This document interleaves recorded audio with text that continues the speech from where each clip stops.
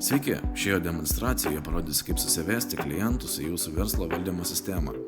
Meniu valdymo juostoje spaudžiame subjektai ir klientų valdymo sąraše paspausti naujas, taip norėdami pridėti klientą prie sąrašo. Atsidarius langui pamatysite 3 klientų rūšies variacijas, tai yra įmonė, užsienio įmonė ir fizinis asmuo. Informaciją apie įmonę galite automatiškai sugeneruoti įrašę įmonės kodą, kadangi mūsų sistema yra surišta su registrais. Surašome reikalingus duomenis kaip vardą, pavardę, miestą, telefono numerį, elektroninį paštą ar kitą papildomą reikalingą informaciją. Darbuotojų kortelėje standartiškai matysis bendra informacija apie klientą.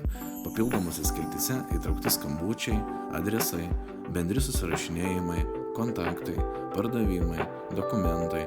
Papildomai dar rasti susijusius projektus, užsakymus, įmonės ir finansus.